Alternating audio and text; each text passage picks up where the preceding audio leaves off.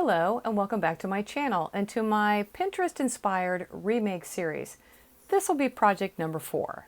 And today we're going to be remaking this oversized top here. Now I don't know what kind of thrift stores you have in your area, but here we have an OMG thrift and I love it. It's super organized, and whenever there's a holiday of any kind, they usually have multiple colored tagged clothing about 75% off, or anything under 20 bucks is usually $1. And whenever I go there, even if I'm working on another project, I always have my next project in mind. And the last time I was there, I just so happened to find most of what I needed to get this project going. So the first garment I found was this pair of floral pants right here. And even though the leg was cut off, there's no cuff, it doesn't matter because I'm going to use this for this section right here. And I'm going to use the back pockets for this area here on the front. I then stumbled upon this really cool sweatshirt, and it may not look like it on camera, but this floral embroidery is basically the same colors as these flowers in here. So what I'm going to do is make this front area the black sweatshirt, and I'm going to turn this hood part into a pocket. I then found these burgundy jeans, which is the same color as this floral print and these floral flowers. The waistband is going to become the band around the bottom and possibly the neck binding here at the top. And I'm also going to use the legs of these jeans as part of the sleeves. And then I was able to find this khaki green pair of jeans, which matches the green in the florals here, as well as the leaves on this pair of pants. And I'm going to use the green here in these areas as details and probably on the back. I thought about maybe making a two-toned sleeve of the red and green because they've got multiple colors on their sleeves, but I'm not sure how that's going to look, so we're just going to hold off on that for a minute. Now, I also went and found plain black sweatshirt so I can use the cuff for here, as well as this portion up here, and probably some more on the back. And lastly, I also have this pair of black jeans that I'm thinking I'm going to put here under where the pocket will go. And so now it's time to start cutting things apart to put this together. 3 hours later. Now you might be wondering what I'm doing wearing this. Well, to make this top, I'm going to be using this butterick pattern right here. And I basically cut this view here, view D. As you can see, it is definitely oversized, but in my eyes, it's a little too big. I'm going to lift the shoulders here by a couple of inches. I also think this is a little bit too open, so whenever I create my front, I'm going to increase this area here. I also feel that this is down here too far, so I'm going to also cut the armhole like this and to lift the sleeve because I want it to sit here. Now I know in the picture it shows this part is over the crown, but I want mine to sit right here at the crown of my shoulder. So now I put a mark here on the shoulders to lift the sleeves. I also think this is just a bit too big. So when I take the sleeves off, I'm going to take this in here so it's not so full up here. So now I'm going to make these adjustments and try it back on. 1 hour later. So I am much happier with the way that this fits now. I have taken up the shoulders. I've also taken it up this way so that the sleeve was lifted up higher. And I took it in down through the sides. So now I'm going to take these 3 pieces apart and start laying my fabrics on top.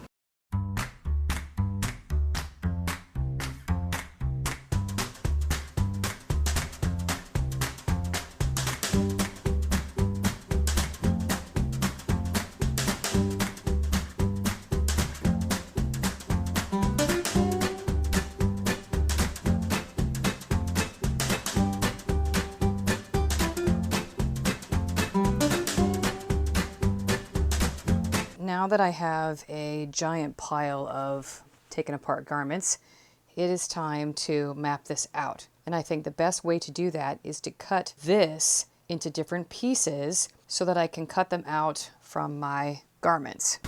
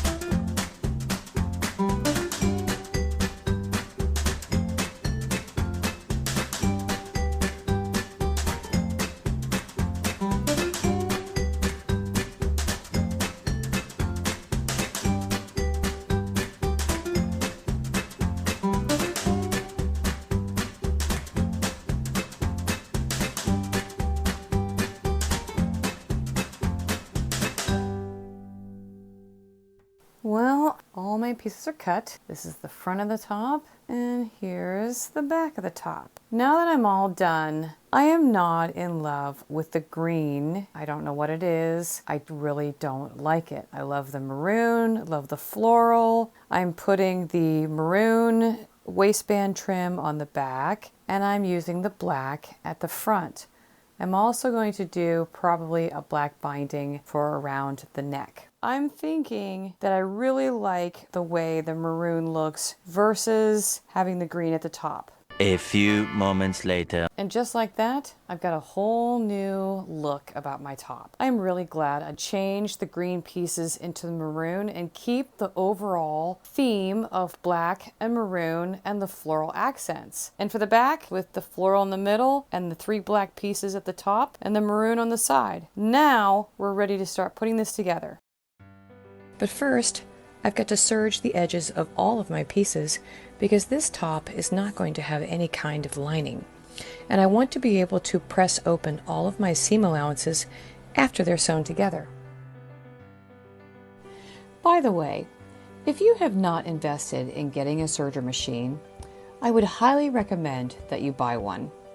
They are not very expensive, and it is one of the most important sewing tools that I own. It is a must-have when it comes to garment construction and finishing off all of your seams and cut edges. Yay! Now it's finally time to sew my top together. And to do that, I'm sewing the side fronts and center front sections together first, press open my seam allowances, and then sew the 3 sections together. And then just repeat the process for the back. Now you may have noticed that in the beginning of the video I had talked about where I was going to put certain colors on this top, and then as I went through cutting up the fabric and looking at the layout, I changed where I put some of the black and burgundy sections, like putting the embroidered pocket onto a burgundy piece versus the black, so that the pocket would stand out more. Kind of like how I got rid of the green at the top and added in more burgundy sections. That's what's great about a project like this. Nothing is ever set in stone. The choice of what you use and what color you want is up to you. When I first chose to remake this look, I thought about making it very similar to the original out of blue jeans, but that's not really me. Burgundy is. And when I found all 3 garments that color matched perfectly, I decided that this would be how I would make it.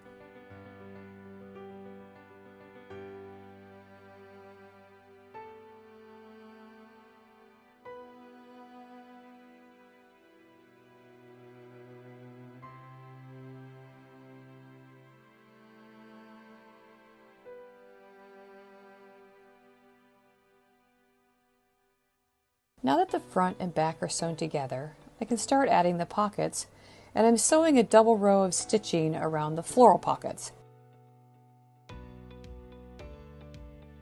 To turn this embroidered sweatshirt hood into a pocket, I have to straighten out the curve a bit so that it will lay flat.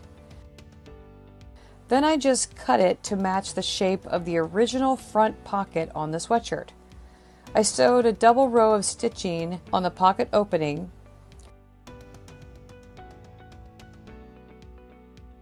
then turned under the top, bottom, and sides to sew it into place.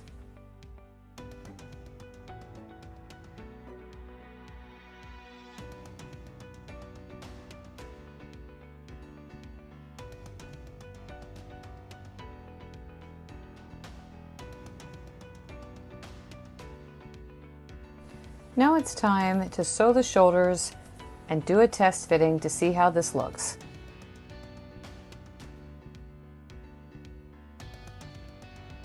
Not bad. So far, I'm liking the looks of this pretty well. And the neck opening is much better since cutting it a bit higher.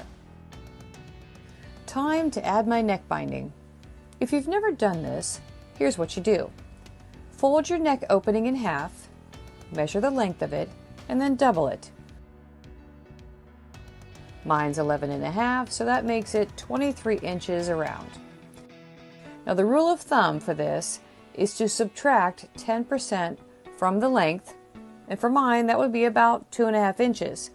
But I'm going to add an extra inch just to be safe.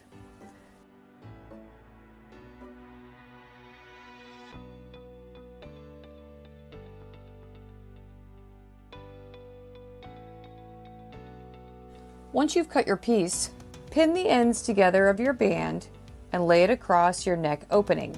It should measure just smaller than the opening, like this.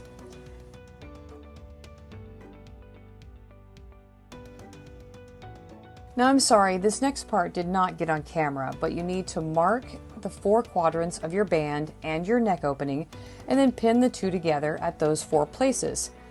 When you sew it, just stretch it a bit, and be sure to catch all the seams as you sew them together.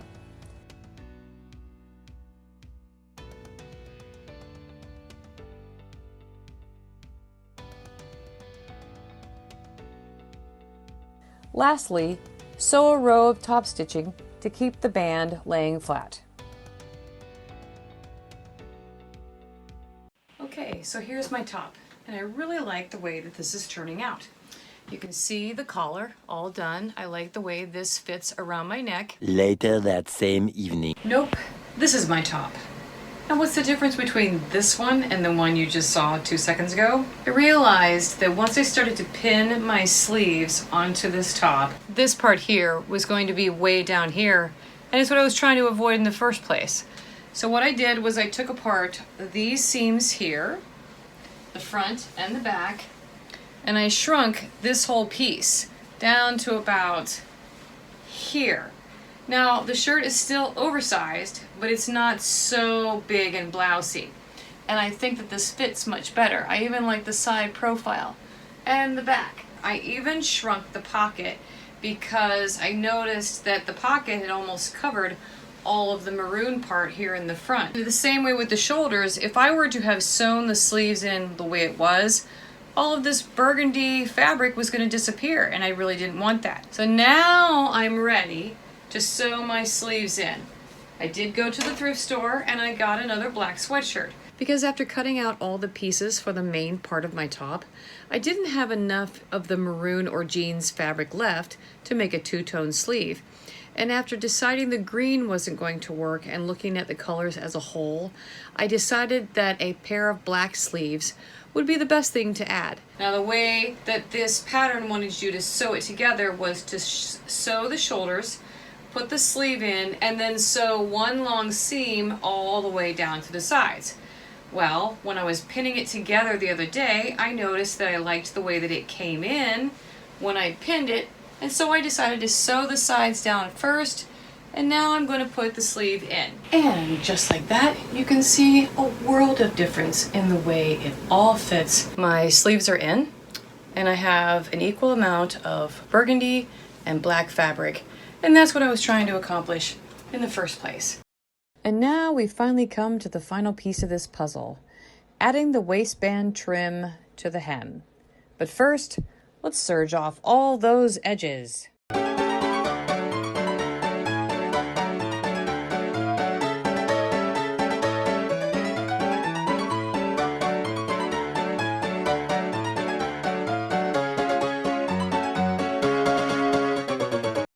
Now there's two ways to go about adding this trim to the hem. You can sew it into one long piece and then sew it to the hem, or you can do what I'm doing and piece it together as you go. It doesn't bother me at all that there will be multiple seams in this band. No one is ever going to notice them. Once my band is all pieced together, I'm sewing it to the hem using a 1/4 inch seam allowance and then running a row of top stitching at the very bottom and at the seam line. Well, that's it. My top is finally all done, and you know what that means. It is now time for a photo shoot.